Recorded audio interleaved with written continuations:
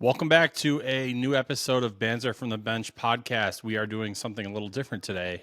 Sean is in town in Arizona. So what we figured we would do is live cast from the second round of the NFL draft. With the Bears having 2 picks not far into the second round, we will do our reactions on those picks and all of the picks that kind of lead up to it. So as we are waiting for the Cleveland Browns to make their first pick here at 33, me and Sean figured we would talk about some of the picks that we like the most from the first round. So I think we've each got like 2 or 3 guys that we really liked from the first round. Sean, did you want to start with some names that you really liked and where they landed?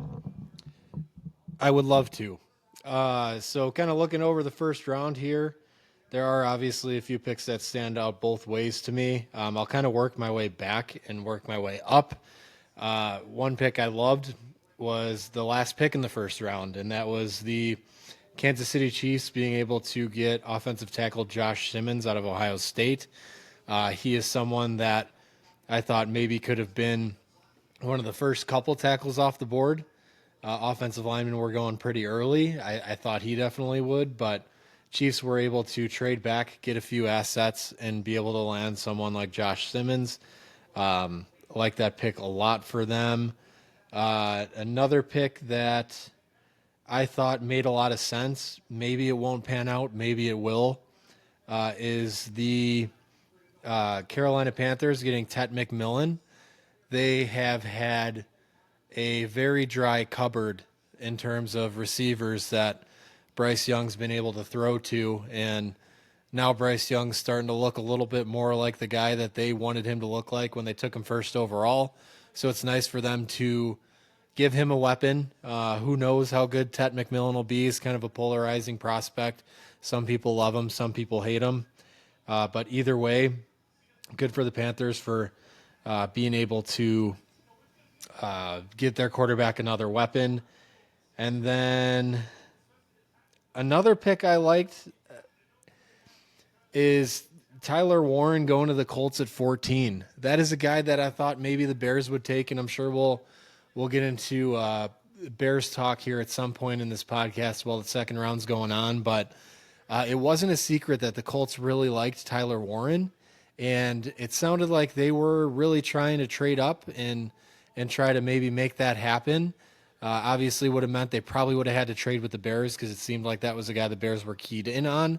But hey, the Colts were able to stay at 14 and get a really good tight end that they can do a lot of different things with and get their what seemed like their number one guy throughout the process. So another good pick for them, and that's just kind of based on where they were able to take him. As I wrap this up, the Browns pick is in, but I'll turn it over to Kevin to let him go over his picks now. Yeah, and I'll announce the Browns pick mid-sentence here if it comes in. But one late pick I really liked was Jihad Campbell falling to the Eagles at 31. I think that's tremendous value.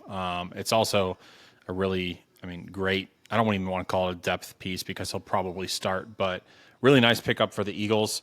I really liked Malachi Starks for the Ravens. They have a great history of picking really great safeties.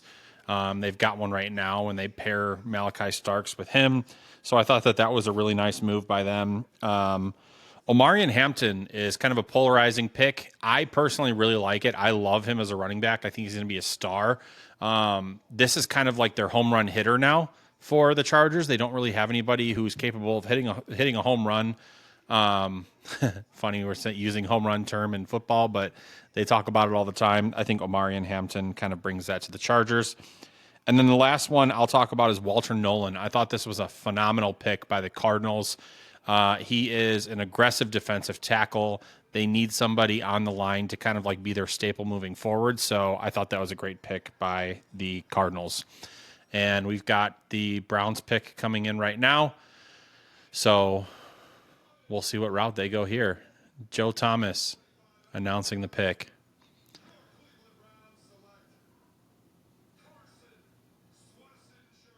Oh, wow. The Browns picked Carson Schlesinger. He's kind of another polarizing pick. A lot of people had him really high up on their boards. He's a linebacker from UCLA. I think he was going to go in the second round regardless. There was even some people who had him mocked in the first. He was 2024 first team AP All-American for UCLA, kind of all over the board. And he's really just all over the field as a linebacker. He's got pretty good speed. He's got the ability to go from sideline to sideline pretty easily. So this could be a nice defensive piece for the Browns. Sean, what do you think about this pick here? Cleveland's got a lot of holes to fill all over the field. I know it wasn't one of the picks that I liked, but they obviously traded out of the number 2 pick to get next year's first from Jacksonville plus another pick in order to let Jacksonville move up and get Travis Hunter. I thought that was a good move for the Browns in the sense that maybe Travis Hunter didn't make the most sense for them because of all their needs throughout the rest of the field. So so far it seems like they're focusing on defense. They've beefed up their line with Mason Graham, who they got at 5th overall. I did like that pick. And then getting a guy that they thought was going to be a first-round linebacker, never a bad thing either. I don't know what their linebacker group currently looks like, but I know they have lost a few guys like Anthony Walker and a few others throughout the years. So Browns making Carson Schweisinger the first guy taken in round 2 here. Obviously, you think he's probably a guy that's going to step in and maybe start from day one. So, one thing that's been a little bit surprising, I guess, is Cleveland has some needs on offense too, and they haven't quite addressed that yet, but they are. It's Texans pick is in here at 34. Cleveland has a pick again at 36, so maybe that's the pick that they use to address offense, but we'll see. But got Texans pick coming up here soon too. I'll let Sean announce the Texans pick, but one thing I wanted to add, it's really interesting because a lot of people had Shedeur mocked to the Browns here at the 33rd pick, the first pick in the second round. They don't end up taking him, but I think they can feel secure because you've got the Texans picking right now. They've got C.J. Stroud. They're not going to go quarterback. You've got Tennessee picking. They just picked Cam Ward last night, and then Cleveland's up again. So I think that they probably feel secure that, hey, Shedeur could still be available at 36, more than likely will still be available at 36. And honestly, maybe that's even like a contractual decision too, because as the picks go later and later, the dollar amounts that these players are getting paid go less and less. So that could be just a way for them to kind of just help the salary cap. But Sean, take the Texans pick here. Coming up to the podium now here for the Texans pick. I'm going to throw this out there with Tank Dell being hurt. Maybe this is where Luther Burden goes. That'd be a nice move for them. I'm going to say offensive tackle. Kevin's going to say offensive tackle if the microphone did not pick that up. Owen Daniels. Jaden Higgins. So they did go with a wide receiver. There's a couple guys. He's an Iowa State guy. There are a couple of Iowa State receivers that people are pretty high on this year. So I got the position right, but the player wrong. So you know what? That's okay. So he transferred to Iowa State from Eastern Kentucky. He's 6'4", 214 pounds. So guy that can definitely spread the field, go up and get it. Got a nice big body there.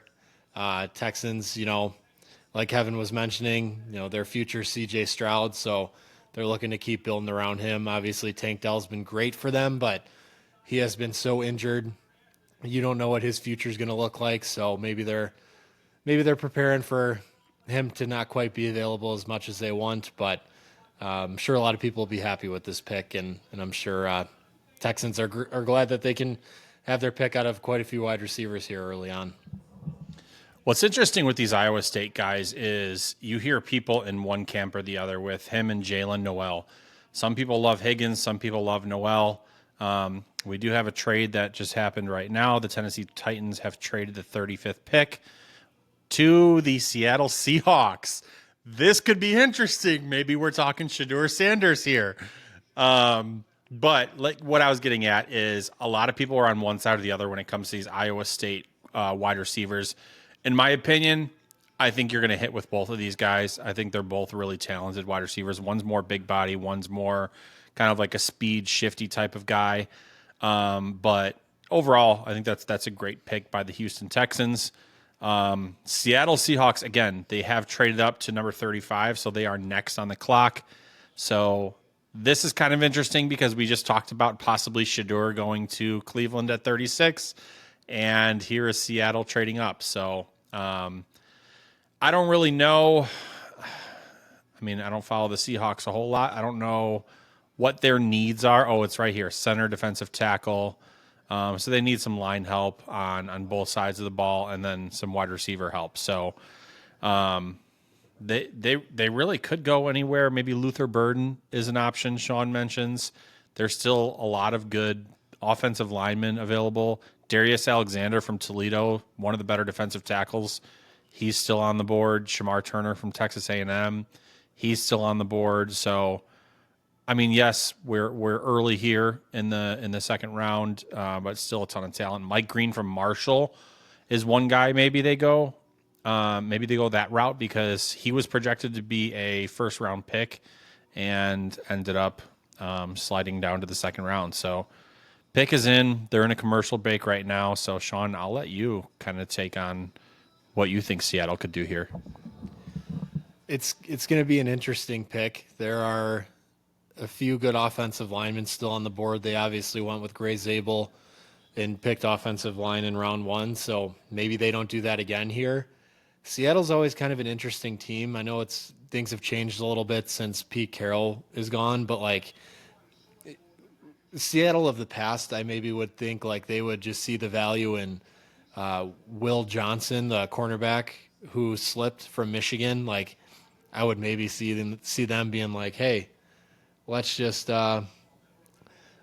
take this value because it's here. It looks like the Seahawks gave up the 52nd and 82nd overall pick to move up to 35. So giving up 2 picks. Obviously, they have their sights set on someone. Really curious who it's going to be. Yeah, so we'll see here. I'll say Mike Green. Kevin's going to say Mike Green.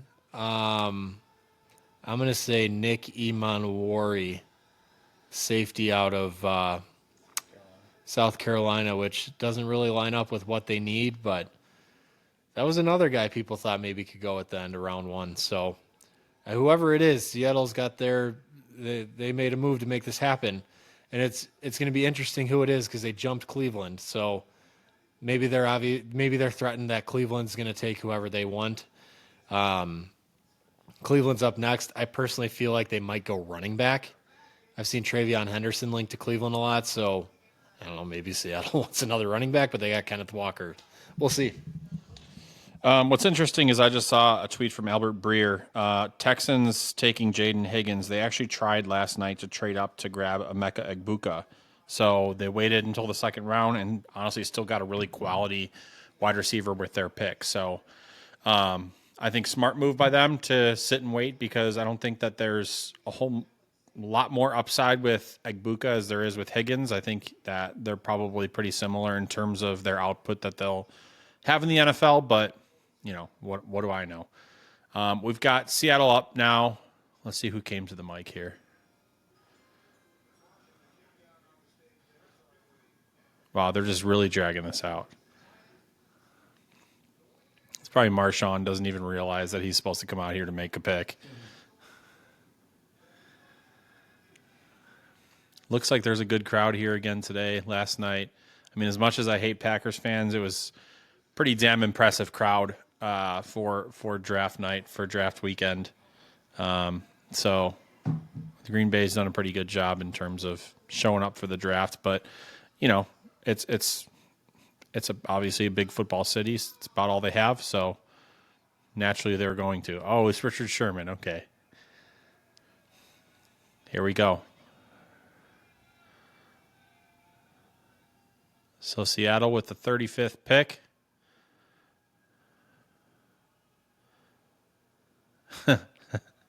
Richard Sherman's haunting the crowd.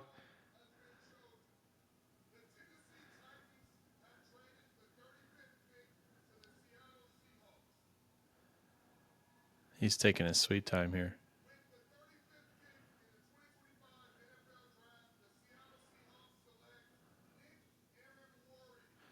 Okay, so it was the safety out of South Carolina, Nick Emenwari.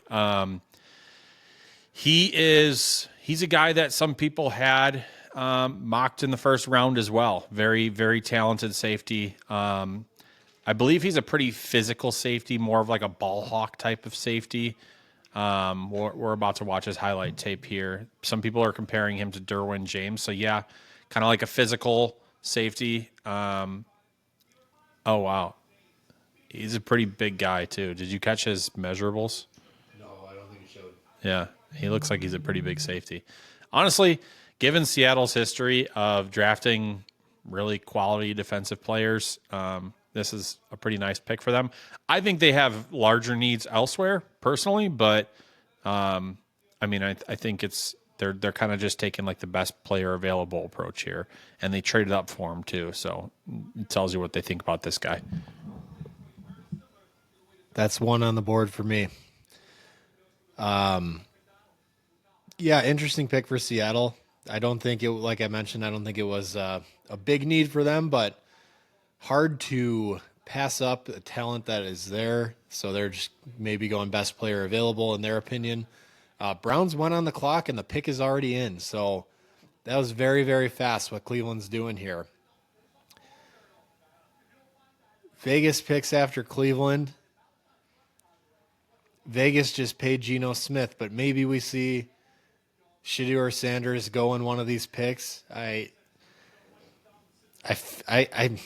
My gut tells me that Cleveland's going to go Luther Burden here. I know I predicted him earlier, and it seems like I'm just predicting him till he goes, but I feel like Cleveland's going to go Luther Burden here, and they're picking right away too. They wasted no time. They got Joe Thomas and a fan up at the podium already, so I'll just stay on here and see what we got.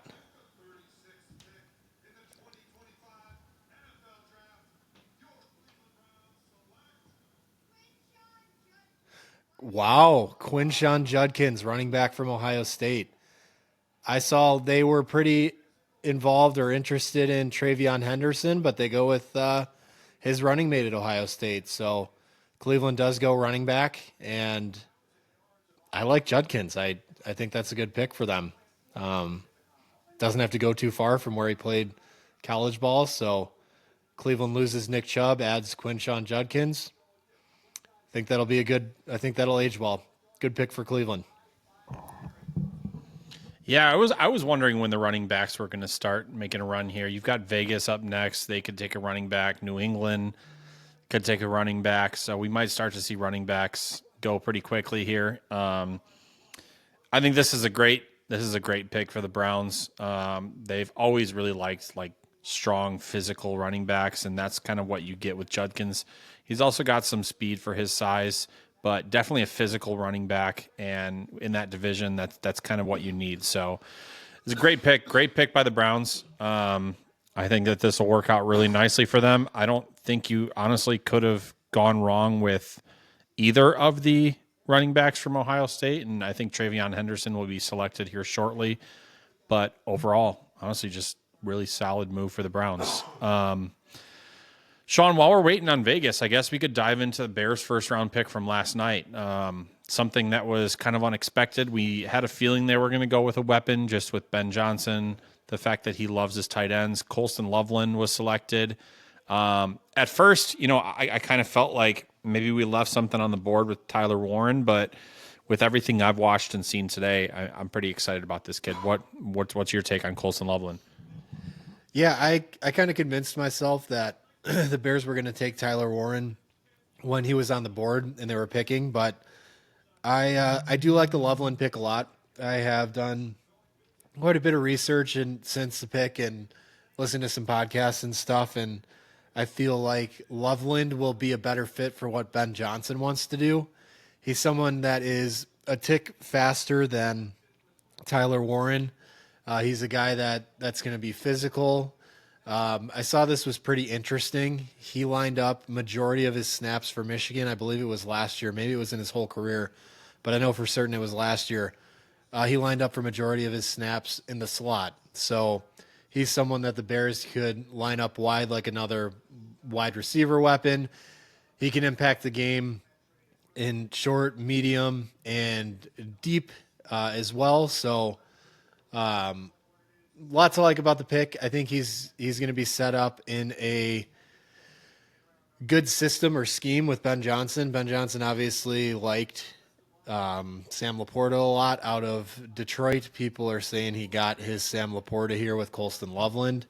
So, yeah, I mean, I don't know if you happened to see the video of Ben Johnson calling Loveland, but he was pretty fired up about it. So, we obviously know who had a lot of input on that choice, and I think it'll be a good choice. I think he'll do really well in Chicago. People are thinking maybe Cole Kmet's time's coming to an end. I don't think that's going to be the case. He does have an opt-out coming up, I believe, or a player option or something like that coming up in the next year or so. But Ben Johnson will probably want to run quite a bit of things with two tight ends. So I like the pick. I've always said I feel like the Bears do need to get some more weapons. Just didn't like our full depth chart at wide receiver, tight end, etc. So they get a big one here in Colston Loveland. Feels like one of those picks that people either love or they hate, and from a national writer, analyst, reporter standpoint. I think he'll be good. I think people are kind of upset that the Bears took Loveland over Warren, but I think they'll realize that, hey, maybe that wasn't such a bad pick. While I was going on my rant there, the Dolphins traded up to pick 37, and the pick is already in. And let's see who the Miami Dolphins get. They traded up with Vegas's pick, so maybe it's a running back with one already being gone.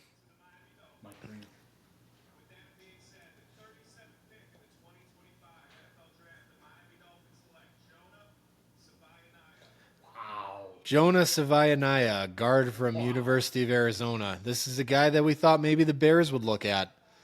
I'll tell you what, since we're getting into this territory, pick 38, New England Patriots are on the board.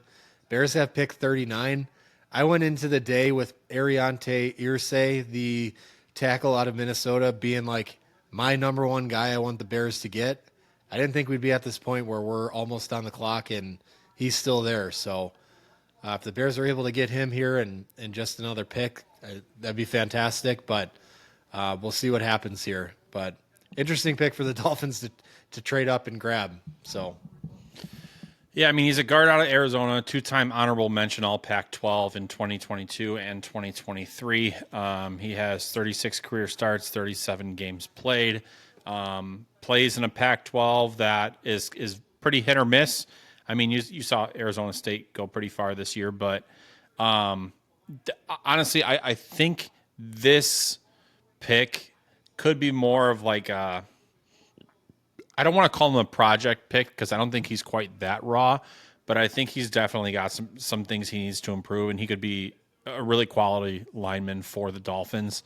Dolphins are addressing the trenches. Last night they went with Kenneth Grant, defensive tackle out of Michigan. Today they go with an offensive lineman out of Arizona with the 37th pick. So they obviously are paying attention to the trenches and making that a focus during the draft so far, and I'm not really surprised. It looks like the trade was Miami acquires the 37th and the 143rd pick, and the Raiders are getting back the 48th, 98th, and 135th. So honestly, pretty solid move for the Raiders. You're going back about 11 spots, and you get two other picks in the process. Now you give up one, so they were +1 in terms of picks.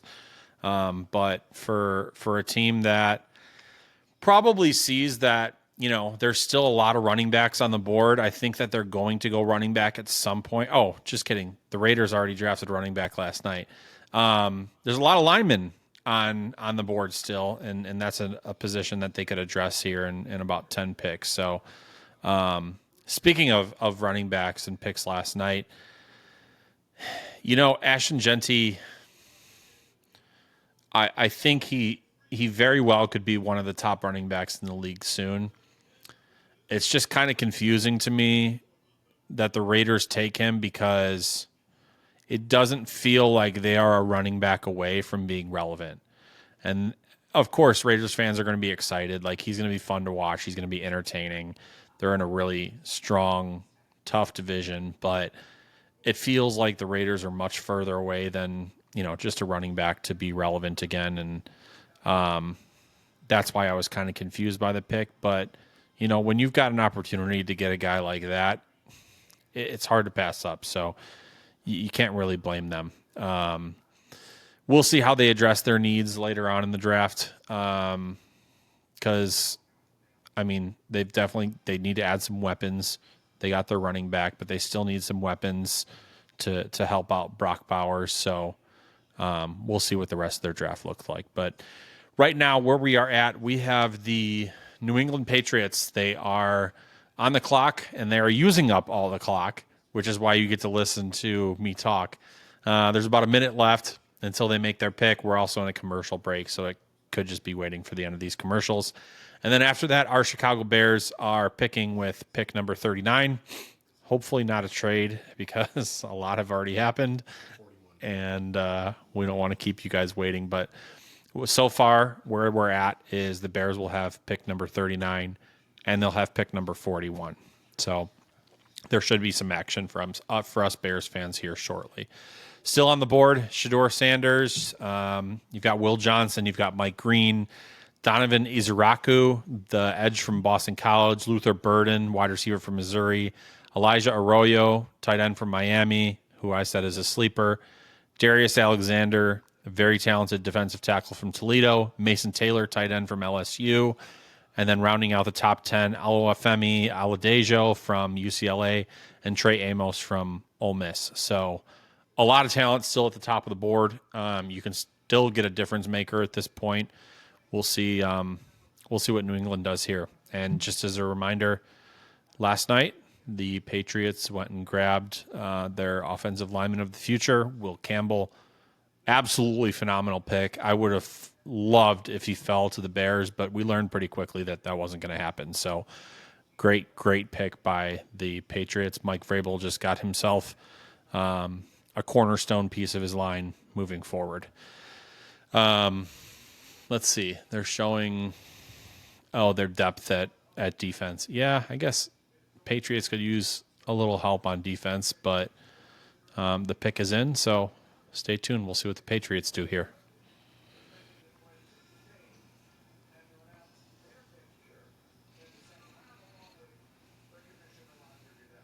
It says their needs are wide receiver and defensive tackle.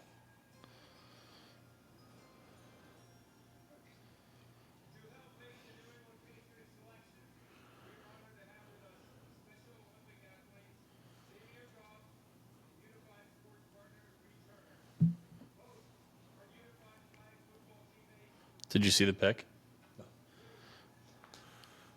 We're not cheating here, guys.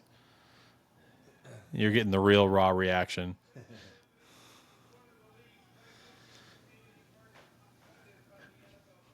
I think their first round pick and Will Campbell honestly was one of the more predicted picks too. I think before the trade, the first 4, maybe 5 picks were so predictable for this year's draft. Top 3 for sure.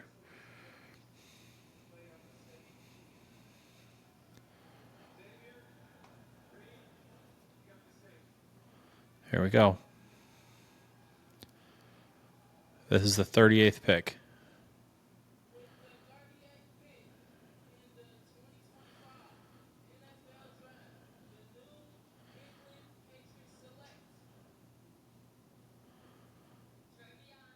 Travion Henderson. Man, I had a feeling they might go running back.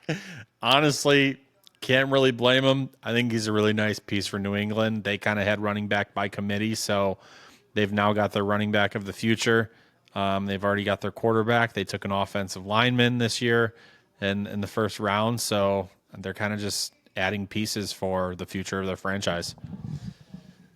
I kind of like what the Patriots are doing so far. 2 really big names in Will Campbell and Travion Henderson, but 2 very big needs for them too. For some reason, I can't think of their running back's name, and I should know. I had him in fantasy last year, and he fell off a cliff.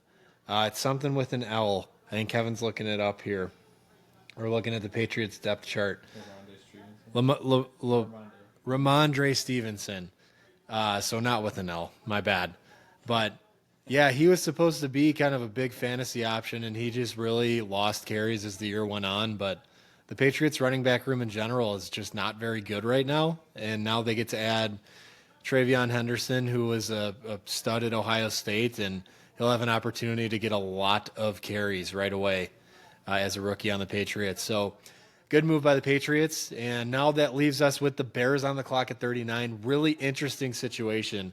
I hope it's Ariante Irsay, the tackle out of Minnesota. He's still on the board, but running backs are starting to go. The Bears have the 39th pick as well as the 41st pick. So it's going to go Bears, Saints, Bears again. Saints are a team that could maybe look at taking a running back. So do the Bears risk missing out on a running back here and then maybe the Saints taking their guy one pick later, or do they wait and go get someone else right now and get hopefully their guy at 41? I don't know. I think I'm going to guess the Bears end up with Caleb Johnson out of Iowa, the running back out of Iowa, whether that's here at pick 39 or at pick 41. But yeah, who knows? I mean, the Saints did just take an offensive tackle in the first round with Calvin Banks Jr., so maybe they're not looking to take a tackle here, but Bears have a decision to make, and you never know. Saints could trade that pick too, and that could shake things up. But Bears are on the clock here. Got about a minute and 56 seconds left for them to make their pick. I'm not taking a look at my phone or anything here. Not spoiling the pick, but I'm going to stick with my gut, and I'm going to say it's going to be Ariante Irsay out of Minnesota. Kevin, who do you think the Bears are going to take here? I'm going to botch his last name. So if you're listening to our podcast, I'm sorry. I'm going to take Donovan Iziraku, the edge from Boston College. He's another guy that was projected like late first round, definitely early second round. So he's either falling right into where he was projected, or, this could be a steal at this point. I know obviously they're always going to need to bolster the line on both sides of the football. That was a big focus this offseason, was both sides. Just bolster the trenches as much as possible. So I'll go with him. Part of me wants to see Mike Green or Will Johnson, just like pure overall talented best player available. But Sean, I'll let you call this one in. Pick is in.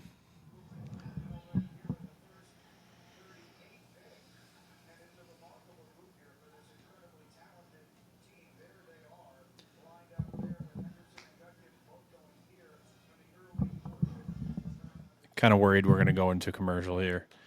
I feel like this happens every draft. The Bears pick always gets stuck with a commercial.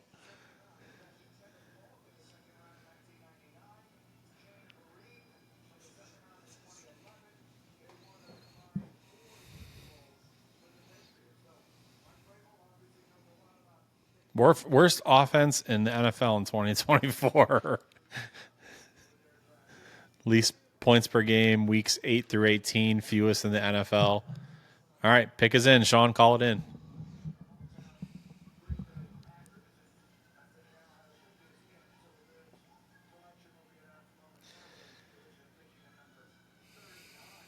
Lots of Bears fans there this year. Rightfully so. We got to show up and let the Green Bay fans know that, we're taking over here.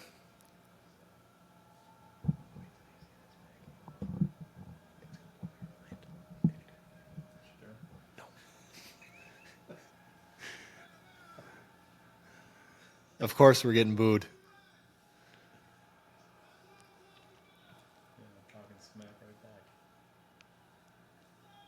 Des White of the Bears is making the pick here, and he's getting booed.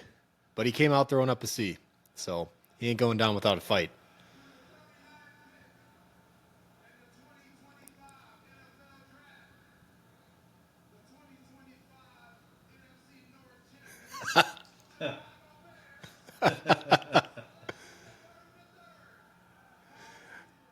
Shocking pick here by the Bears. Something that was not a need at all. They go with Luther Burden, wide receiver out of Missouri. I say not a need, but that maybe isn't exactly true. I was just talking about how we lack depth with weapons. But after taking a tight end in round 1, I would not have expected the Bears to take a receiver in round 2. But at one point, Luther Burden looked like he was going to be wide receiver 1 taken in this draft and had a little bit of a rough season with Missouri this year, but I think you're looking at arguably the best player available at 39. So for them to take that and keep loading up their offense is awesome. I'm excited about that pick. I like that pick a lot for the Bears. Man, when is the last time the Bears had an embarrassment of riches on the offense? Like this is just unheard of for us, and it's a really fun pick. I mean, are there other needs that could have been addressed? Yeah, probably, but like, man, we feel like we've got our future franchise quarterback, and like to just keep throwing him weapons, make him happy, and make him successful. Like this is a pretty nice pick. I honestly didn't expect for Luther Burden to be available at this point. And I think this is just Ryan Poles or, Ben Johnson just being like, hey, look, this guy's a dog. He could be a top wide receiver in the NFL. Like, regardless what we need right now, like we'd be crazy to pass up on a guy like Luther Burden. So he ran a 4.41 40-yard dash at the combine this year. I think I saw that he was 6 feet tall, just over 200 pounds. But honestly, a surprising pick by the Bears, but a really fun pick by the Bears. I kind of like this one a lot. So Just to chime in here, so the Bears and Panthers trade that gave Carolina the number 1 overall pick to take Bryce Young has officially concluded now. So in that trade, the Bears ended up getting Caleb Williams, Darnell Wright, Tyreek Stevenson, Torrey Taylor, and now Luther Burden III. So quite the haul for the Bears to give up their first overall pick a few years ago. And yeah, this is fun. Ben Johnson has a lot of toys to play with in his new offense that he's going to install here in Chicago. And yeah, I didn't think they would go receiver, but I'm all for it. I like that pick, and I think Kevin kind of nailed it, saying, we didn't think that Burden would be a guy that would be available with the 39th pick, but here we are, and yeah, let's go. Let's go, Luther Burden. Bear down, baby. Luther Burden, I actually didn't know this. He's from East St. Louis, so kind of a local guy too, which is nice. I don't know where his fandom falls, but if he was a Bears fan growing up, that'd be kind of cool for him and his family. So we have the Saints who are up right now.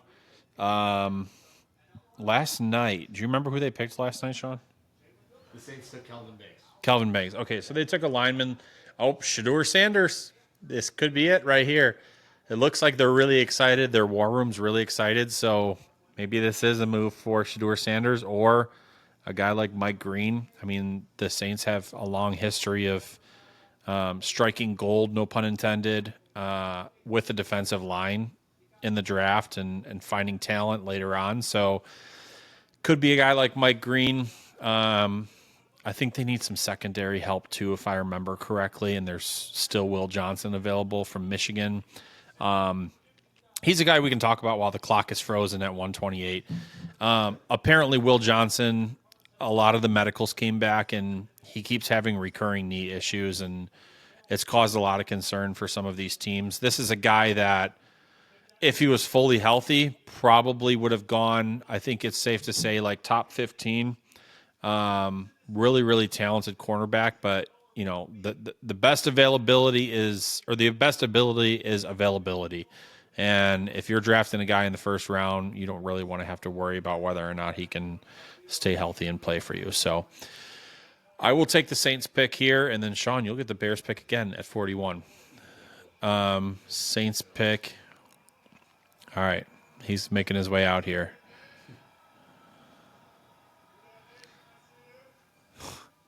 Ryan Ramczyk.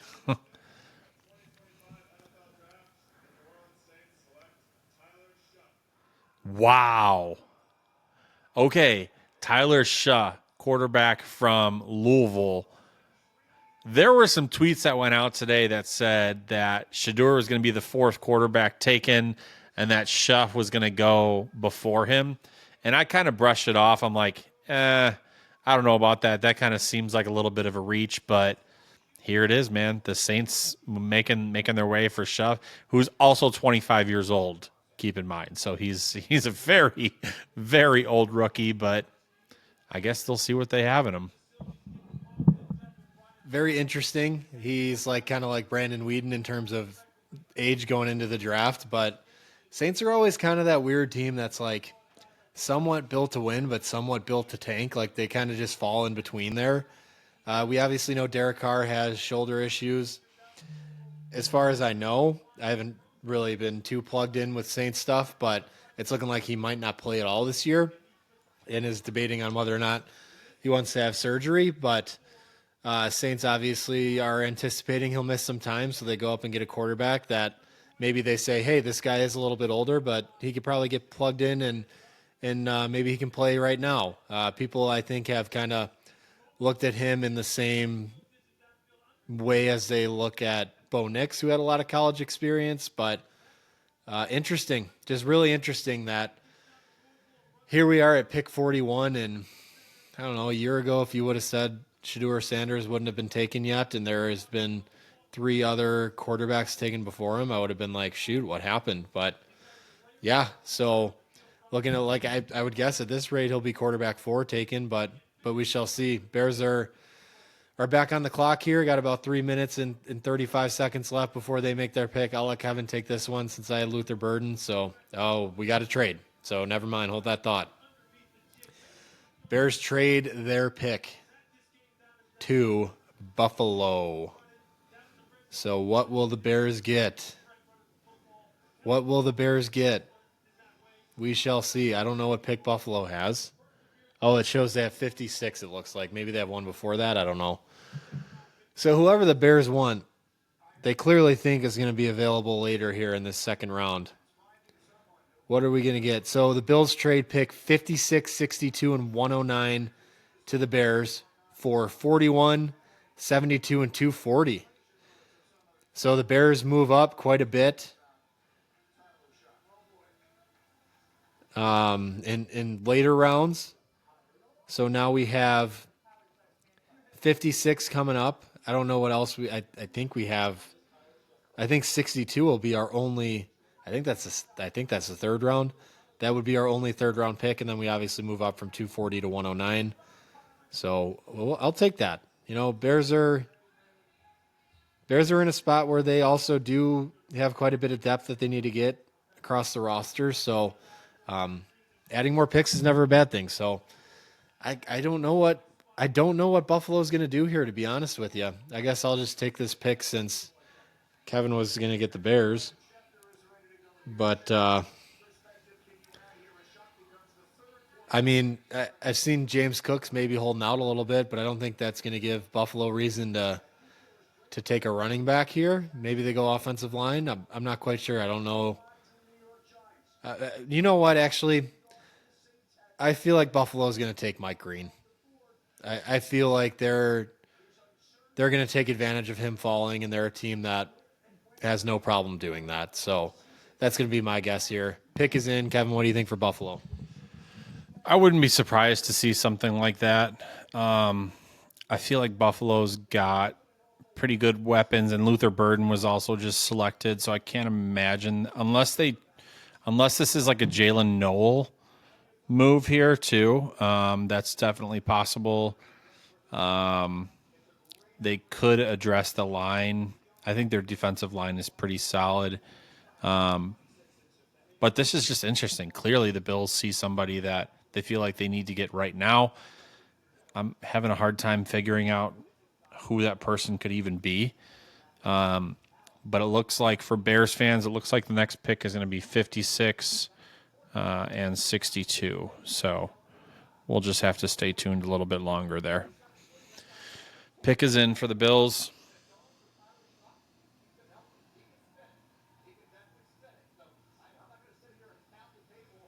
$62 is the almost very end of the second round here. It's the third to last pick. So they just got two second rounders for their current second rounder. And then they traded one of their third rounders. So 72 got upgraded to 62, and 41 turned into 56. So Maybe Darius Alexander, defensive tackle from Toledo. I don't know. This is really interesting. This isn't a team that I would have imagined traded up.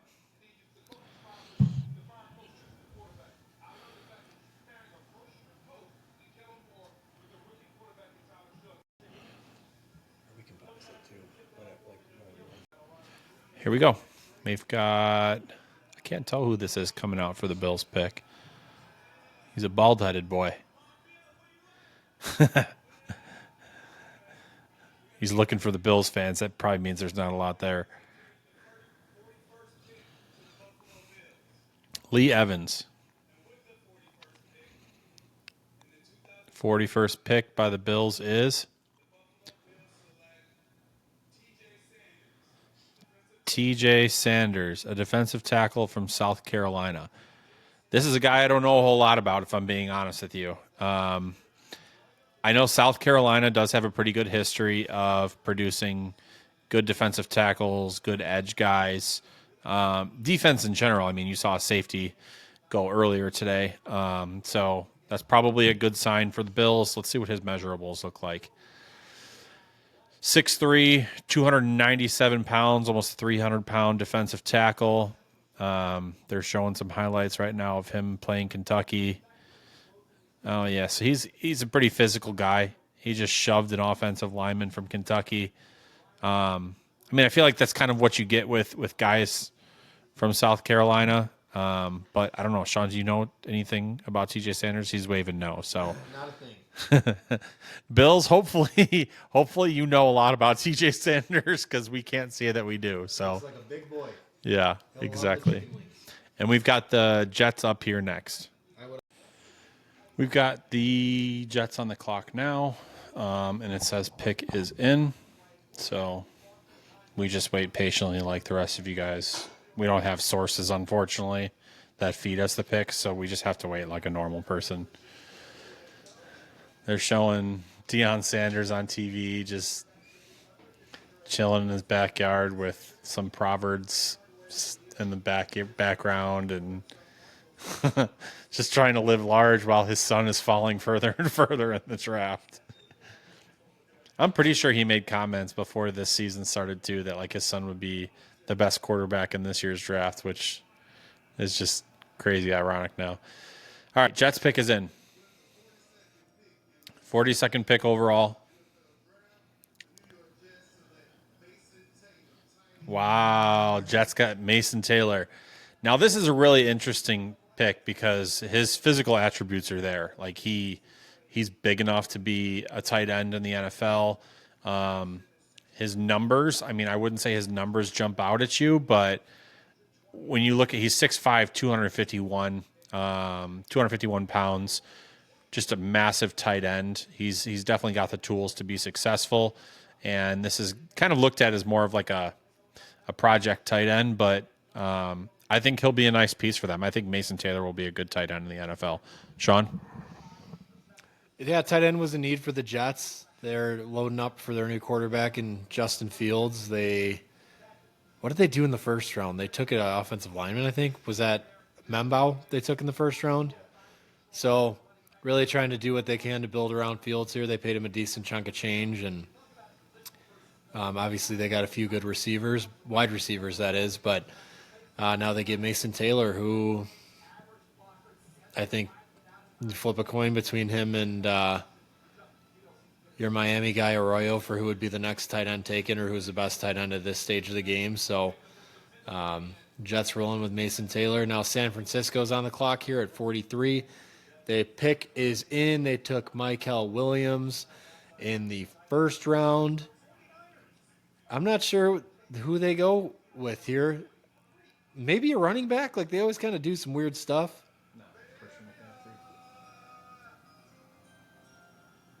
Julian Peterson's making the pick here. Seems like he's had a little bit of fun today.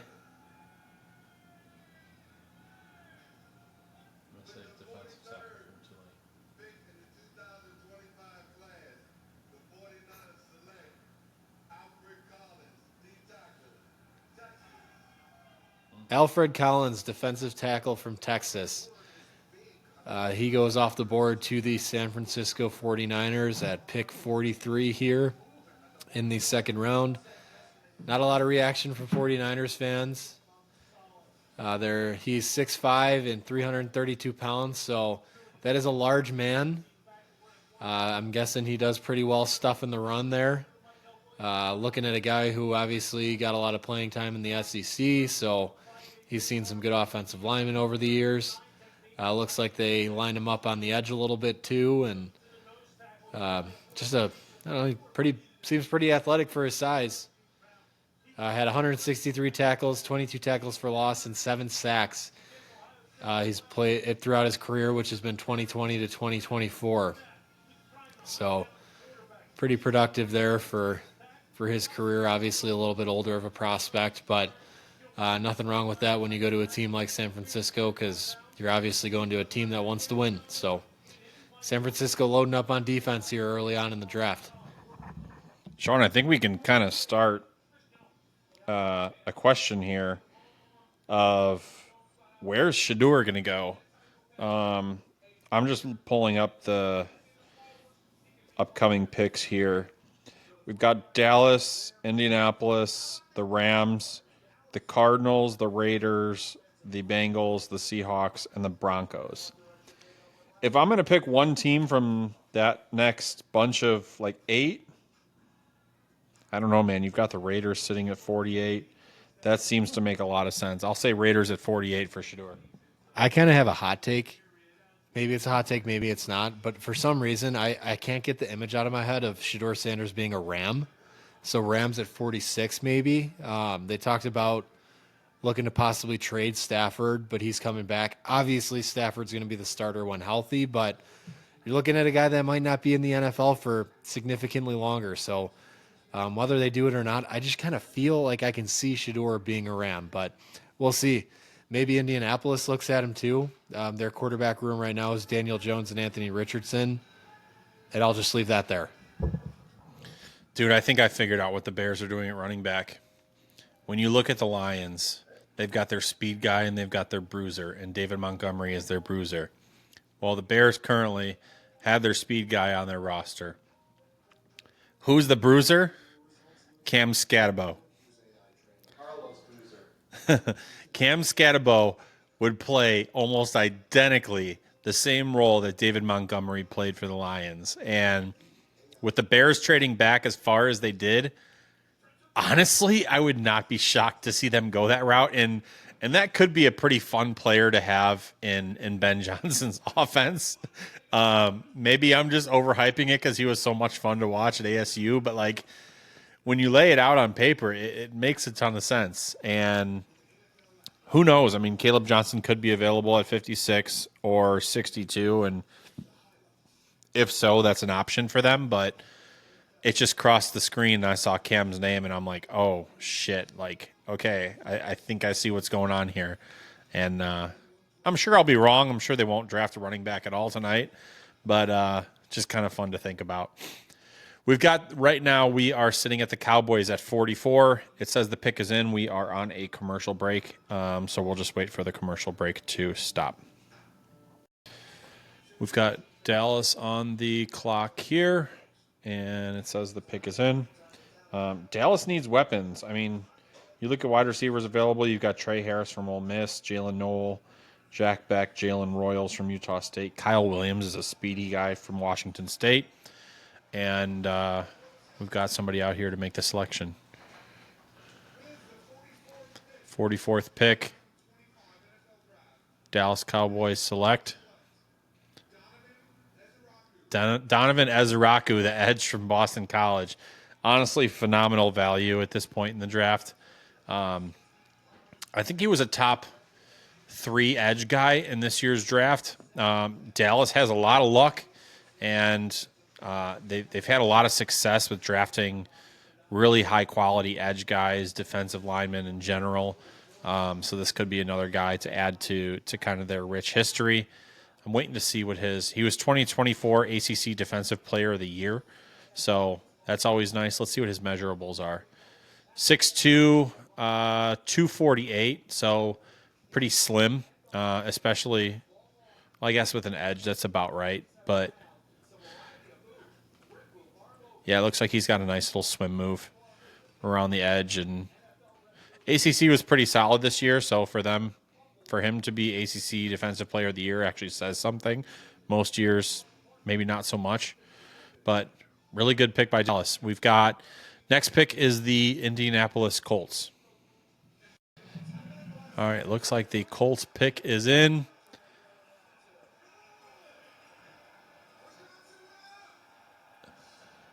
Jonathan Taylor making the pick. That's kind of fun. Oh, yeah. Okay, I get it now because he went to Wisconsin, so he's a Wisconsin guy. This makes sense. So Colts are picking at 45.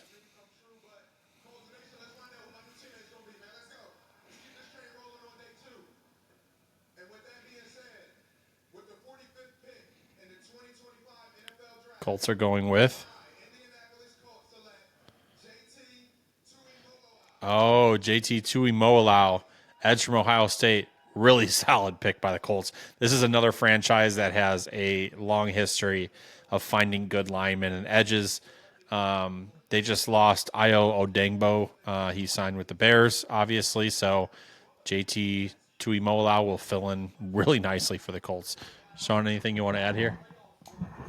Colts always do a good job in the draft, I feel like. So this was another guy that was really high on mocks heading into the year, and they get what looked like one of the top few pass rushers at 45th overall. Pretty good value there for the Colts. I'm sure he'll get plugged in and he'll play right away. Like Kevin mentioned, they lost a little bit on their line, so looking for immediate replacement. Looking at a guy that had 5 sacks and 9 tackles for loss last year. Not the most eye-popping numbers, but he put together a pretty solid career at Ohio State. He had 168 tackles, 23 and a half sacks, and 47 and a half tackles for loss from 2021 to 2024. So, like that pick for the Colts. Next up, we got the Rams on the clock. And got about 5 minutes left here. Pick is in. Is this the Rams' first pick of this draft? I think it is. They've lost Cooper Kupp, Jonah Jackson, Demarcus Robinson, and Michael Hocht, the defensive end. Maybe we get a little bit of run of edge guys here. Maybe that's the route they go. I said I can't get Shador out of my head when looking at the Rams, so we'll see if I can speak that into existence. And we're going to head to commercial break here, so we'll be back with the Rams pick. All right, so Rams draft room is watching themselves on the TV. They're all standing up, ready to see who this pick's going to be. As we are waiting for who this pick is going to be. Pick 46. Yeah, Kevin said Jalen Milroe. Pick 46, heading out to the podium right now. Who's making this? Who's making this pick? Michael Brockers.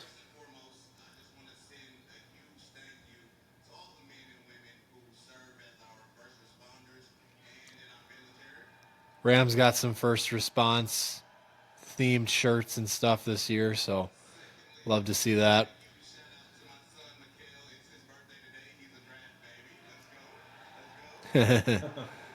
Michael Brockers giving his shout out to his son, who's a draft baby. It's his birthday today.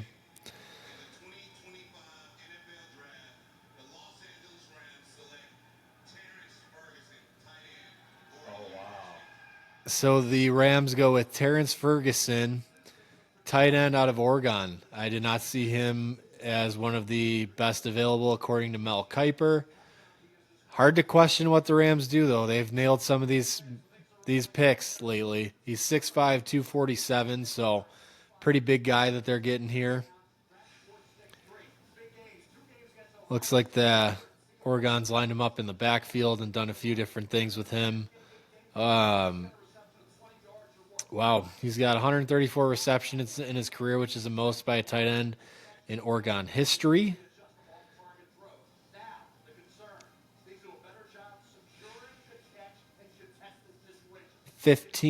1,537 receiving yards, through his 3-year career, second most by a tight end in Oregon history. So, guy's been in the record books. I'm not gonna lie to you. This is the first time I've ever heard his name. I just don't watch much Oregon, but I'm not gonna question what the Rams do. They usually figure it out here in the second, third, fourth, fifth rounds. So a couple Oregon fans that I know are pretty high on this guy. Now, like naturally, you're going to be high on your own guys, right? But they talked a lot about Terrence Ferguson and the type of tight end he could be in the NFL. I mean, I think he's definitely got the size. They were mentioning on TV, he's got to work on his hands a little bit, which, a lot of tight ends, that's kind of the case. Some are known to be pass catching tight ends, others not so much. Cardinals pick is already in, so Cardinals at 47. Pick is in. It looks like, is this Patrick Peterson? I think we've got Patrick Peterson making this pick here.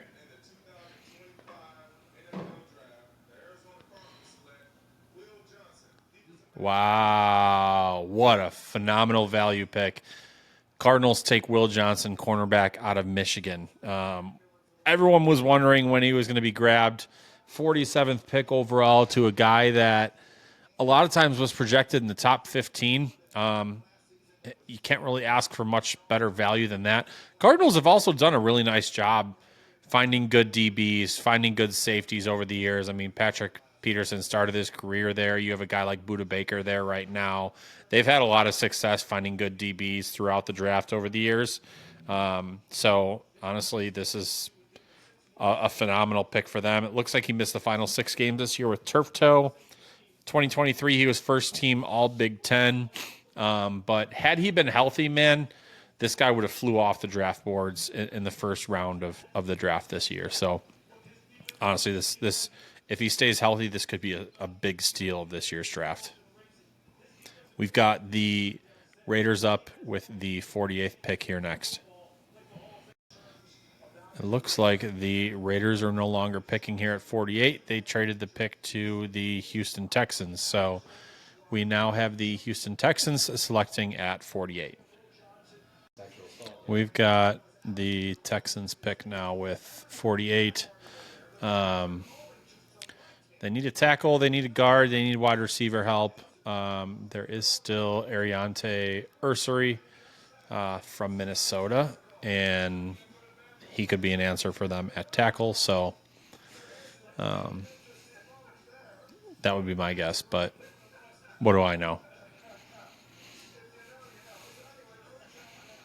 The pick's been in. We're just waiting for somebody to come to the stage and announce it.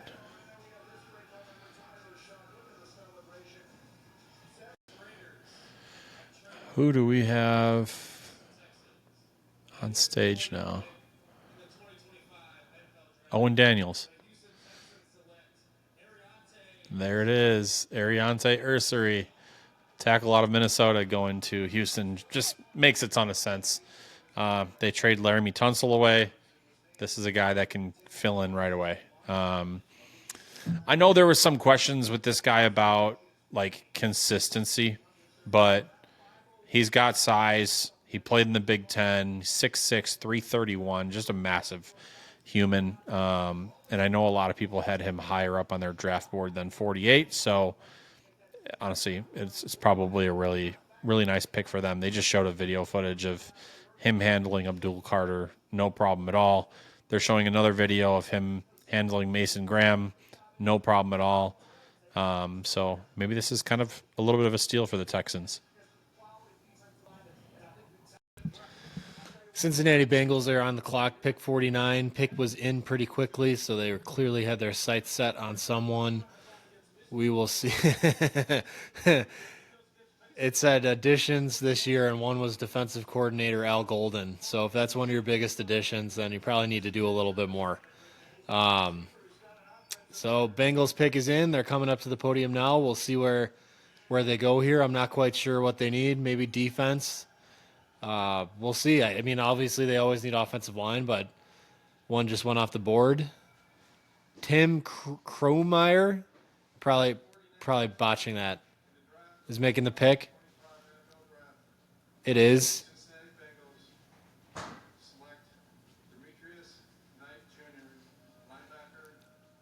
Demetrius Knight Jr., linebacker from South Carolina.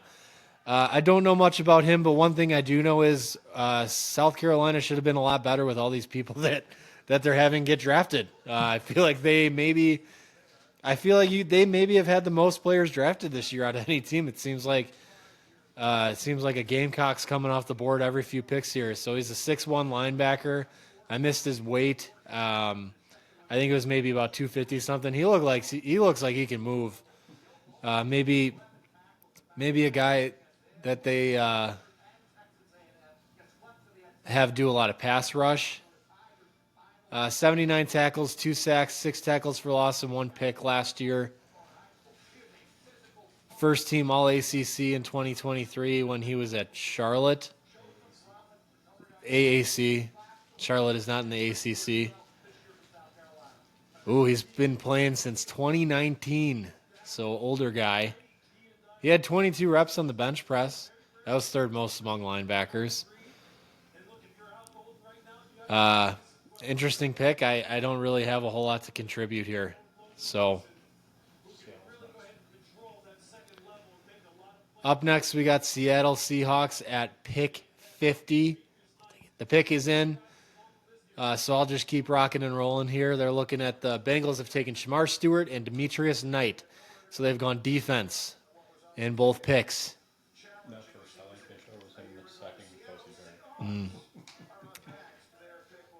We're going to a commercial break here with the Seahawks pick, so we will take a break as well. We are back here with the Seahawks, waiting to see who they're going to take here. Pick is in, so just waiting to see them come to the podium here. I have not seen this pick yet. I have no idea who it's going to be. Obviously, they signed Sam Darnold. Do they want a backup? They're at the podium here. Is that Sean Alexander? Before we start, I gotta say happy birthday to my son, Jedediah. Everyone say happy birthday.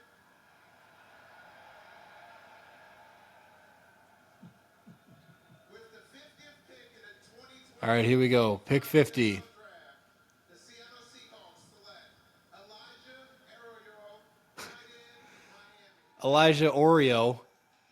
It's actually Elijah Arroyo, so they took the tight end out of Miami. I'm going to let Kevin take this one away. That's his guy, so Kevin can give his thoughts on this pick. This one hurts. Our brother's a Seahawks fan, so we never want them to do well. But Elijah Arroyo, when you look at the stats, there's a lot left to be desired. He was hurt for about a year and a half. But when you look at his size and his speed for his position, I think he's destined to be a really successful tight end in the NFL. As a guy that can stretch the field, I think if I remember correctly, I saw a stat where his average yard per catch was actually higher than that of Brock Bowers. Now, Brock Bowers, he's going to be a successful tight end for years in the NFL, but you just compare numbers. He's a guy that has good hands. He's got good speed. He's got phenomenal size. Seahawks have their tight end of the future. I think this is a great pick by them. He's a guy that can dominate some smaller cornerbacks, go up and get the ball when he needs to. So they clearly were looking for a tight end. They found a good one in Elijah Arroyo. Panthers are up next, and it looks like the pick is in. Panthers need says linebacker, defensive tackle, and edge. A lot of people had him mocked to take Jalen Walker in the first round. That seemed like a pretty consensus pick. Maybe they're the team that pulls the trigger on Mike Green. He's still here at 51. They're already headed to the podium, so this will be pretty quick. So let's see who the Panthers are going to take. 51 overall. The Denver Broncos have traded the 51st pick to the Carolina Panthers. Chuba Hubbard announcing it. 2025 NFL Draft. The Carolina Panthers select Nick Scorton. Nick Scorton, so they did go defensive end. They went with the guy out of Texas A&M who I believe also played at Purdue. A guy that people thought could maybe go in round 1. So Panthers get a good pass rusher here at pick 51. He did transfer to Texas A&M from Purdue this past season. 6'2", 257 pounds.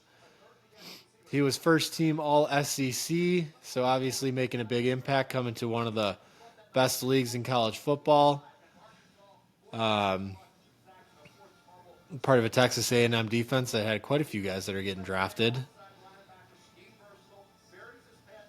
So Panthers fill up a pretty big hole that they have here with Scourton. Had 5 sacks last year, which led Texas A&M.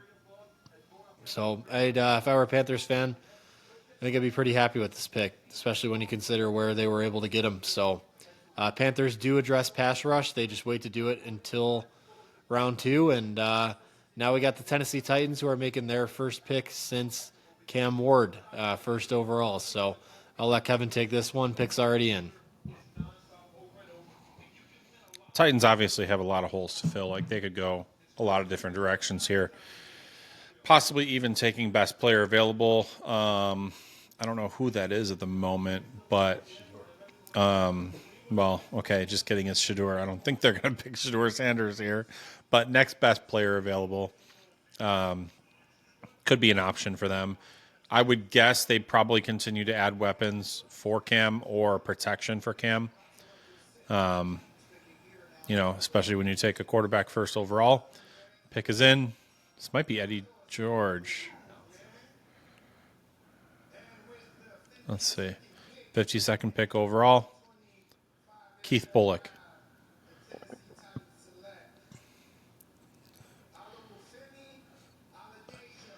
Oh, okay. They took Oluwafemi Oladejo, an edge from UCLA. Pretty productive player. I mean, UCLA, I struggle with this because UCLA, you look at like their history of putting guys in the NFL, not really rich. This is a guy that is 6'3", 259 pounds as an edge. It looks like he's almost lined up at linebacker here too. So it looks like he can move around quite a bit. Appears to be a run stuffer. Used to be at Cal. Transferred to UCLA. Yeah, it looks like he just throws guys around. He's definitely got a motor. So I don't know. Maybe this guy's going to put UCLA back on the map because the highlights I'm seeing right now are looking pretty nice. He made his way through Penn State's offensive line with no problem whatsoever. Maybe they see something here. Tennessee does, and based on the highlights they just showed, he looks pretty nice. So could be a underrated pickup for the Titans. We've got Tampa Bay. They're on the clock. It looks like the pick is in, so I'll let Sean take this one. Tampa Bay Buccaneers made a surprise in round 1, taking Emeka Egbuka. Obviously, he was most likely going to go in the first round, but did not think Tampa Bay would be the team to take him. Tampa Bay signed Chris Godwin again, and they drafted McMillan. So I didn't think Tampa Bay would take a receiver, but we'll see what they do here, pick 53.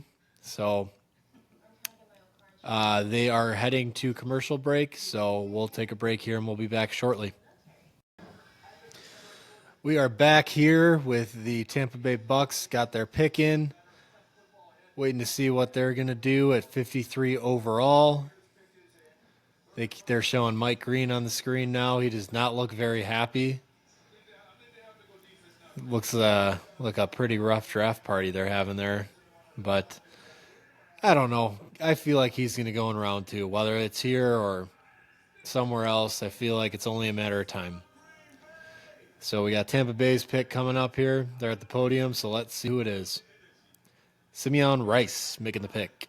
With the 53rd pick in the NFL 2025 draft, the Tampa Bay Buccaneers select Benjamin Morrison, DB. Benjamin Morrison, defensive back from Notre Dame. I like this pick a lot for Tampa Bay, and I like it a lot at 53. We're looking at another guy who was once viewed as possibly the first corner taken in the draft. He was at one point looking like a pretty high, like top 10 pick. He's 6 foot, 193 pounds. was a guy that maybe was going to go out last year, but kind of surprisingly came back to Notre Dame. He did miss the last 10 games of the season with a hip injury, but overall, one of the better cornerbacks that was available this year and even last year too. So good for Tampa for being able to get a guy like Ben Morrison here at 53. I like that pick a lot for them. Yeah, I mean, he was even a Thorpe Award semifinalist in 2023. I mean, the best of the best get invited to that. So really nice pick for them. And they needed some help here too, right? We thought maybe they would make a selection at DB, possibly even safety in the first round. They end up going wide receiver and kind of just shocked everybody with that Emeka Egbuka pick. But they find a guy in the second round with Benjamin Morrison and still address the position. So honestly, really nice pick there. We've got the stupid-ass Green Bay Packers who are on the clock. They say the pick is in. I'm sure they're going to make this one nice and long and drawn out. And who do we have? Oh, Roger Goodell's up here with some younger kids. Yeah, it looks like Jordy Nelson's with him too.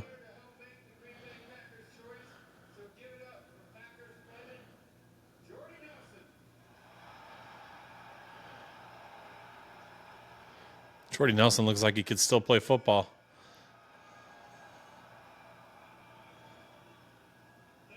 So Packers are currently sitting at the 54th pick right now. 2 picks until the Bears are back up at 56 and then also again at 62. So we're getting close again. Unless they trade back, of course.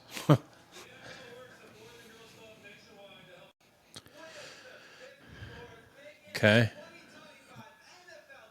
Packers are going with Anthony Belton, an offensive tackle out of North Carolina State. Don't know a whole lot about this guy. I do know the Packers have had a lot of luck drafting skilled offensive linemen in the past, so you have to assume this guy is going to be good just based on their history. I'm waiting to see what his measurables look like right now. He looks like a really big dude. 6'6", 336. So, yeah, kind of a massive human. Started 32 of the 39 games he played in. Last year had 4 sacks and 5 pressures allowed.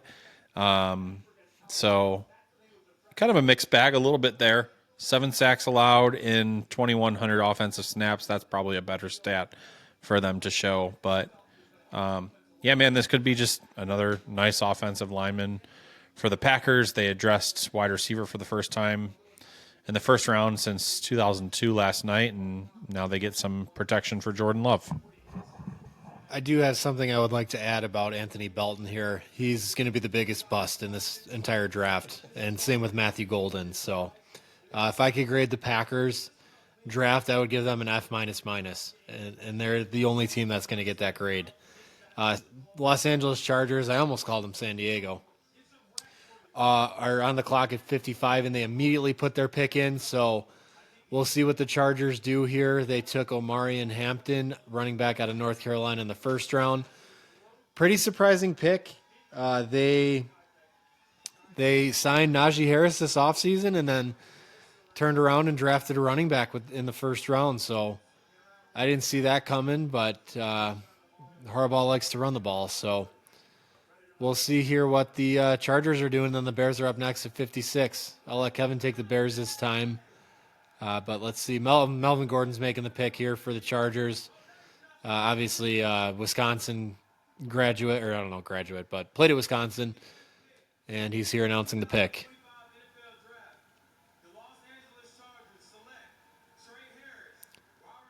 Trey Harris, a wide receiver from Ole Miss. This guy's good.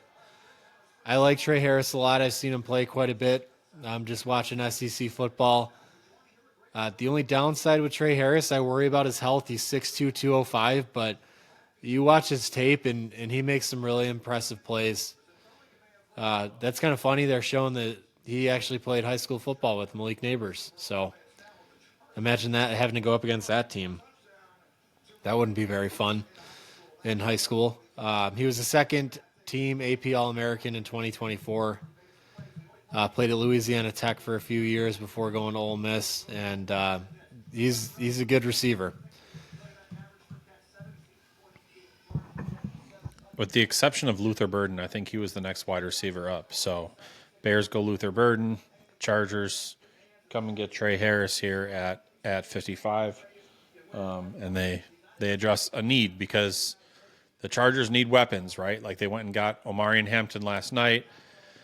Now they get another potential weapon here with Trey Harris. Like Sean said, all he has to do is stay healthy. He has 3,500 reception yards over the course of his career and almost 30 receiving touchdowns. So on paper, there's a lot to work with there.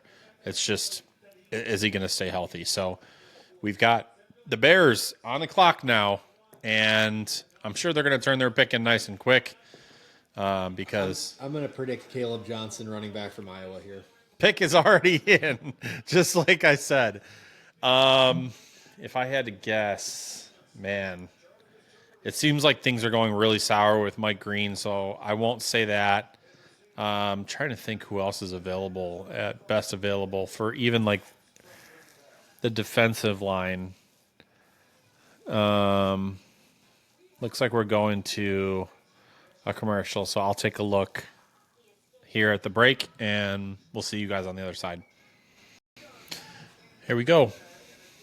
Pick has been in for like 20 minutes now, and we've just been waiting with commercials. So,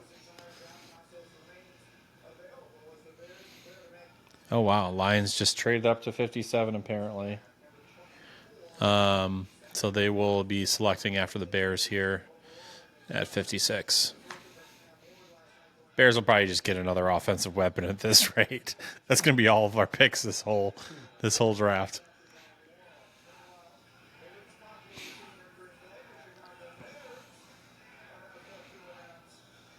Let's see who they have. Oh, yeah. This is going to be interesting.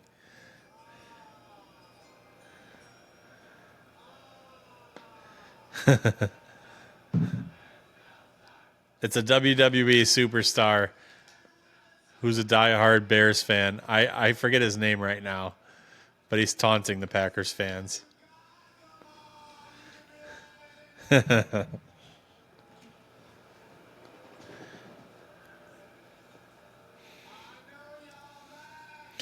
Sean's getting ready. He must know this pick. He must be excited.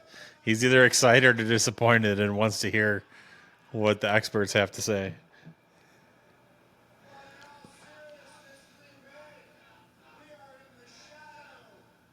Seth Rollins, that's who it is.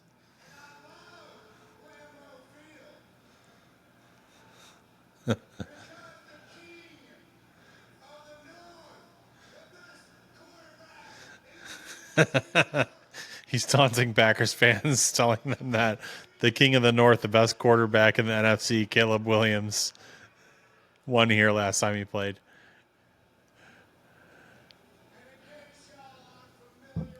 Seth Rollins is my favorite human being in the world now. He's very entertaining on social media. He's very, very boisterous about the Bears. It's pretty funny. Here we go. Pick number 56. This better be good after all this hyping up.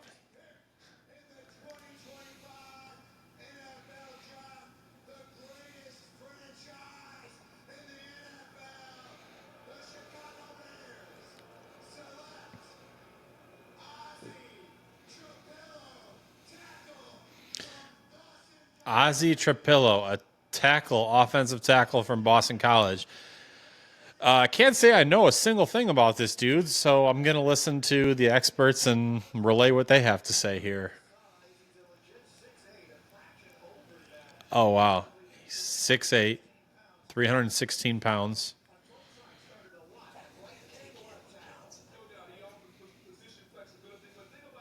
Offers some position flexibility, which could be nice for the Bears.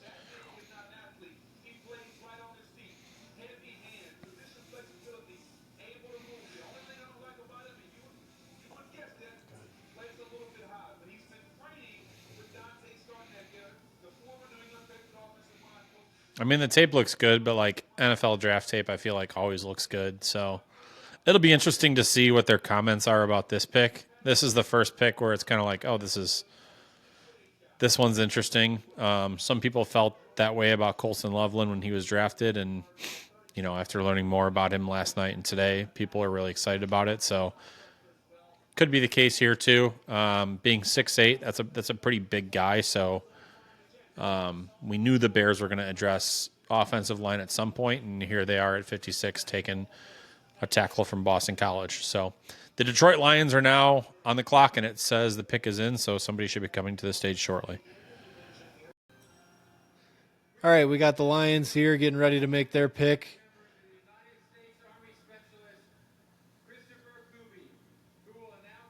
They got some more fans and I think this is military members here.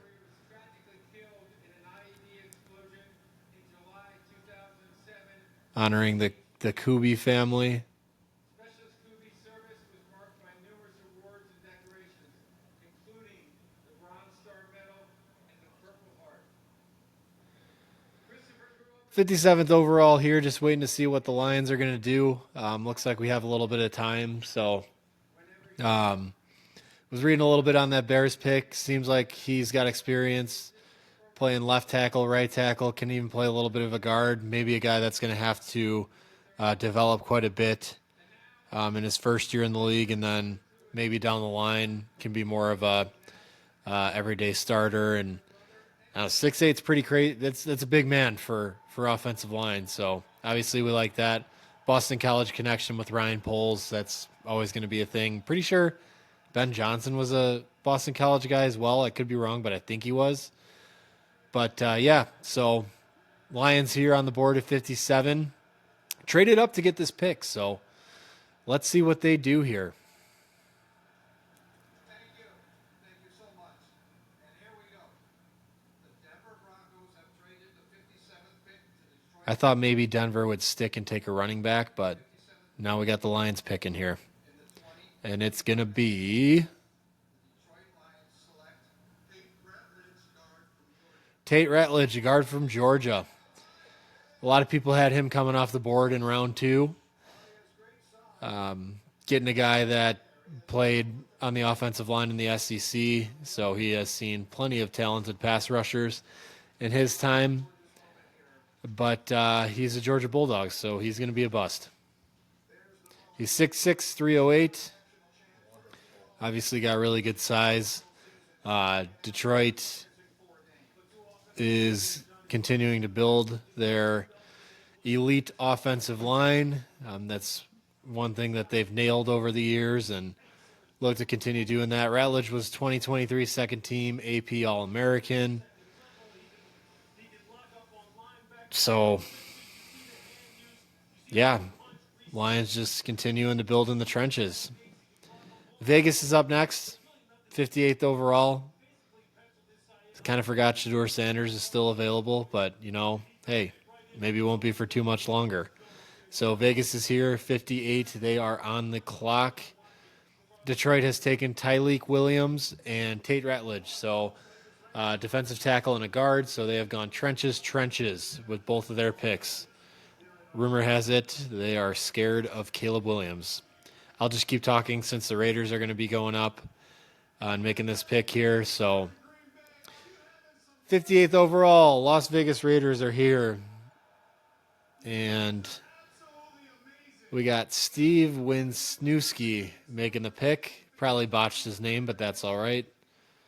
He's talking about how good the crowd is. I think the crowd stinks. Should get out of Green Bay and never come back here again.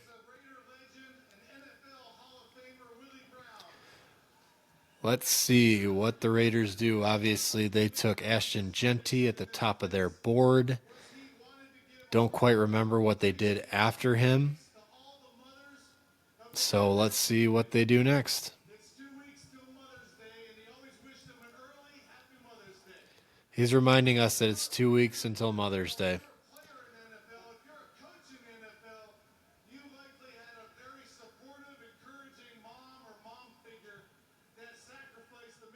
Well, if anything, I think Steve Wisniewski is going to win Guy of the Year. He's hyping up all the moms out there. The Raiders pick Jack Besh, wide receiver from TCU. So they are going offense, building around Geno Smith, who they signed to an extension after they traded him. He seems pretty pumped up to be going to Vegas. Personally, I would be too. He had 9 reception touchdowns last year, which was 5th in the Big 12. So pretty good wide receivers there this season. 9 TD receptions is pretty damn good, and that's 5th in the conference. So he had 1,034 yards, which was 6th in the Big 12. Just waiting to see some more information on this guy. I don't really have much. I know this is the heavy hitting commentary that you guys are probably not even listening to, but we're providing anyways. He is celebrating in Lafayette, Louisiana. He's really excited to be a Raider. That's what they need. He's going to be a culture guy. That's my take. He had 4 games over 100 receiving yards this season. This is a guy that a lot of teams like secretly had pretty high up on their draft boards. I'm guessing he's going to be a slot guy. Oh, he's actually a transfer from LSU. Now it's making a lot of sense. So he transferred to TCU from LSU. Seemed to have a pretty solid year. I don't want to call it a career because it was really just 1 year at TCU. But this is a guy that kind of snuck up a lot of people's draft boards, maybe like Ladd McConkey type of player here. But he's definitely going to play slot. And I wouldn't say he's got crazy speed, but he is definitely a physical wide receiver. I didn't catch what his measurables were, so I don't know if he's a big body guy or what, but he's definitely a tough type of wide receiver. We've got Baltimore. They're currently on the clock, and it also says that the pick is in, so somebody should be coming to the stage shortly. Got the Ravens up here at the 59th pick.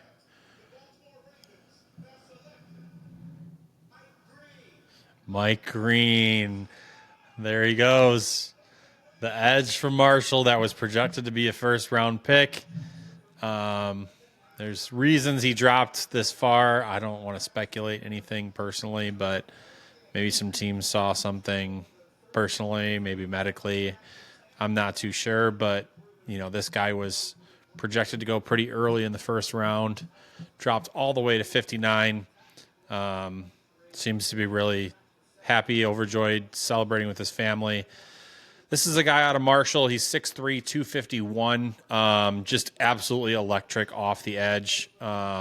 Very, very active hands, very, very active feet. He was tied for second in the FBS in tackles for loss. Pretty quick for an edge as well. I think, if I remember correctly, I think he's been at Marshall for his whole collegiate career. Oh, never mind. Sean said he started at Virginia. So transferred to Marshall from Virginia and gets drafted by a franchise that puts out a ton of really successful defensive tackles, defensive ends, just defense as a whole, linebackers, cornerbacks, safeties.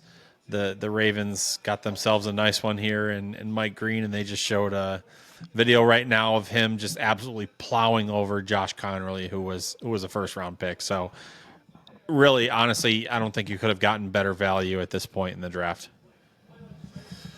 Someone had to take him, and the Ravens are just one of those teams where it's like, you know what? Hey, we shouldn't have the chance to take this guy, but we're going to do it here. So they get him at 59, a guy that people had going in the top 18, top 15. Denver's already up at the podium here for pick 60. Curious what they're going to do here. They took a corner in round 1. I thought they maybe would go running back, but let's see what they do here in round 2. Monte Ball, former Wisconsin Badger, is making the pick.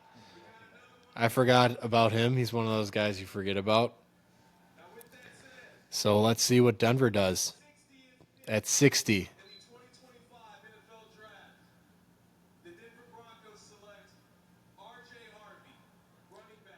They did go running back. They went with R.J. Harvey out of University of Central Florida. He's 5'8", 205 pounds. Kind of an interesting build there.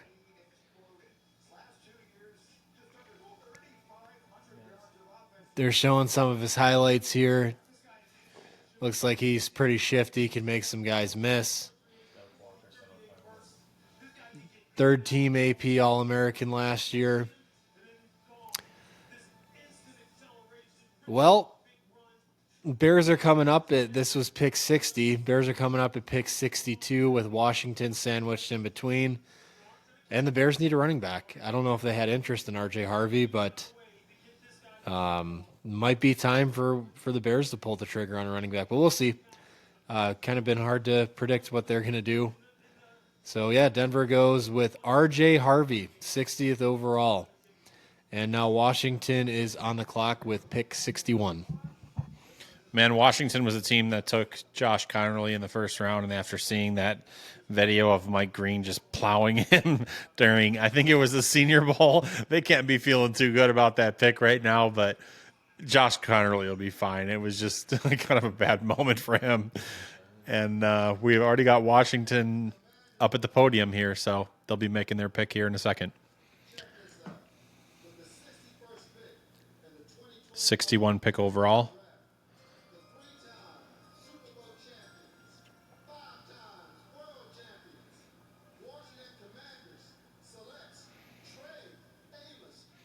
Trey Amos, this is a really nice pick for the Commanders. They'll get some secondary help here.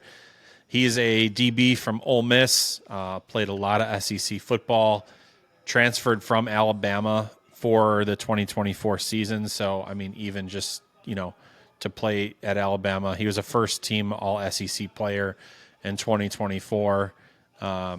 He had 15 pass breakups, which was second in the FBS. So this guy, he's kind of like a plug-and-play type of player. He should be able to get playing time immediately.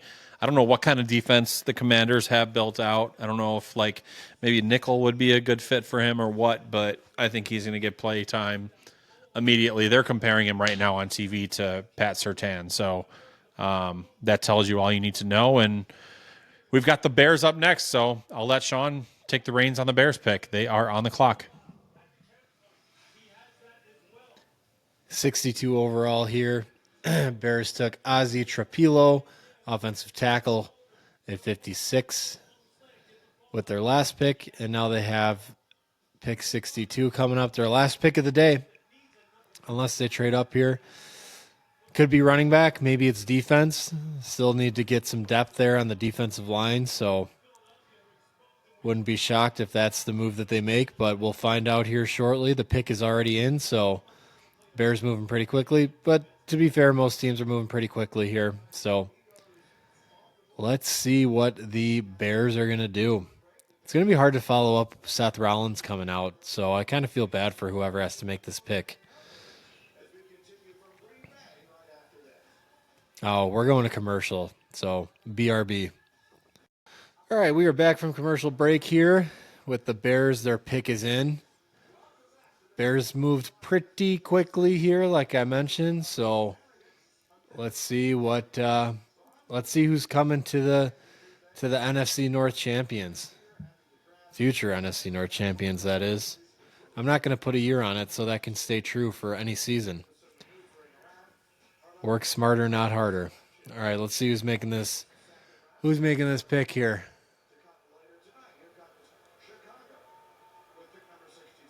Pick 62. Des White.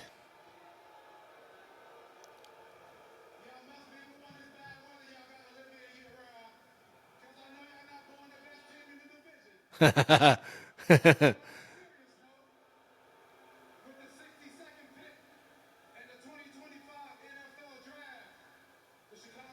Bears select Shamar Turner, defensive tackle from Texas A&M. So interesting pick for the Bears. They do go defense, but they don't go pass rush. They go more of a guy who's more of a run stopper. He's 6'3", 290 pounds out of Texas A&M. Interior defensive lineman. Like I mentioned, he's more of a run stopper as opposed to a pass rusher. So Bears do continue beefing up their trenches here. He had 2 career blocked kicks. Ironically, those were in back-to-back games in 2023. So little fun fact for you. But they're just talking about Turner a little bit here, calling him violent, high motor player. I'll take that. I think that's a good pick for the Bears. Pretty good value here at 62 as well. So I like that. And I believe we're probably going to wrap up here pretty soon. So Kevin, got any thoughts here on the Bears pick? Yeah, I mean, honestly, I like this pick. I don't think you can ever stop loading up on really either side of the line, defensive line or offensive line. I think this pick helps there. The Bears lacked a lot of depth last year on the defensive line, so I'm happy with it. Sean, I think what we can do just to kind of have some fun with today's picks, throw a grade on how you would grade the Bears draft day 2. They draft Luther Burden, one of the top wide receivers that were left on the board. They draft an offensive lineman from Boston College, and then they draft a defensive tackle from Texas A&M. Personally, I'm going to put a B- on today just because of the middle pick. I really like Luther Burden. I like the Shamar Turner pick too. The offensive lineman was a little questionable to me, but I think we addressed some needs. I feel like a B- is appropriate. I also too was going to go B-. A lot of people thought the Bears would maybe go running back, myself included, and truthfully, I feel like they had other areas they kind of needed more depth in than running back. So it kind of, to me, felt like running back was maybe a little bit more of a luxury. And while the Luther Burden pick after the Colston Loveland pick maybe seems the same, at the same time, too, the Bears really needed some help at wide receiver. We've lost Keenan Allen. He was a good, reliable target for us last year. So it was nice to see them get some more receivers for Ben Johnson to work with. I go B- because I like that they addressed multiple areas that really needed some help. A little, not too, I guess I'm not too excited about the offensive line addition, but that's not to say I think he's a bad prospect or I don't think he'll be good. I just don't know much about him. And it seems like he's maybe a guy that will help the team in a few years as opposed to someone that would help him soon. Maybe like a Kirian Amagage type of guy, but unfortunately he had to play a lot sooner than he maybe wanted to. So yeah, I'll go B- with the Bears as well. Kevin showing me a little fun fact here. In 2024, Bears offensive tackle Ozzie Trapillo had 0 penalties on 772 snaps. So disciplined player, always a good trait to have. And yeah, so we'll see what happens for the rest of the draft here. But for now, we are signing off. So thanks everyone for listening and all who tuned in, and enjoy the rest of the draft.